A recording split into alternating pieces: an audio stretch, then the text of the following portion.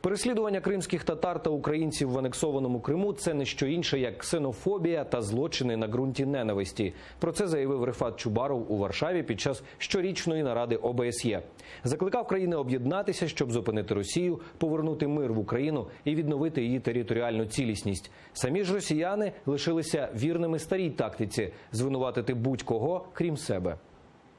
Боротьба з расизмом, ксенофобією і дискримінацією – це те, про що мали говорити нині під час щорічної наради ОБСЄ. І все це представники Росії прогнозовано відшукали в Україні, а також в країнах Балтії. Дискриминация русскоязычного населения Восточной Европы приводит к росту и распространению уже даже языка ненависти и преступления на почве ненависти против русскоязычного населения. Захищати російськомовне населення скрізь, навіть там, де про це ніхто не просить, стара перевірена тактика Кремля. Та цього разу і вона розбилася об аргументи України. Российские власти и общественники забывают о том, какова ситуация с языками, в частности, коренного народа. В Крыму существует всего лишь 2 класса с обучением на украинском языке.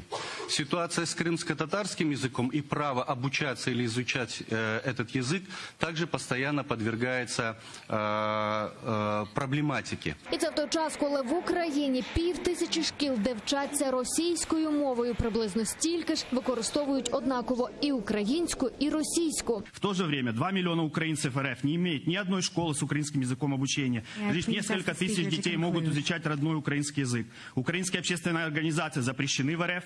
Единственная библиотека украинской литературы закрыта. Саме це і є дискримінацією і ксенофобією, вважає голова Меджлісу Рефат Чубаров. Так само, як і постійні переслідування та арешти кримських татар і українців в анексованому Криму. Росія ж, яка тепер кидає звинуваченнями в бік України і просить про покарання, сама ще жодного разу не виконала те, що вимагає від неї ОБСЄ. С февраля 2014 года, после нападения России на Украину, ОБСЕ было принято 5 деклараций: Бакинская, Хельсинская, Тбилисская, Минская, Берлинская.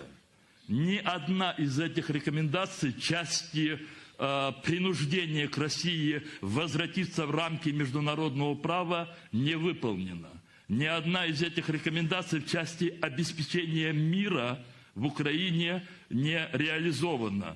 Тож замість того, щоб слухати чергові вигадки Росії, українська делегація звернулася до своїх колег по ОБСЄ з єдиною, але чіткою вимогою – об'єднати зусилля і таки змусити Москву виконувати свої міжнародні зобов'язання. Анна Макаренко, Заман АТР.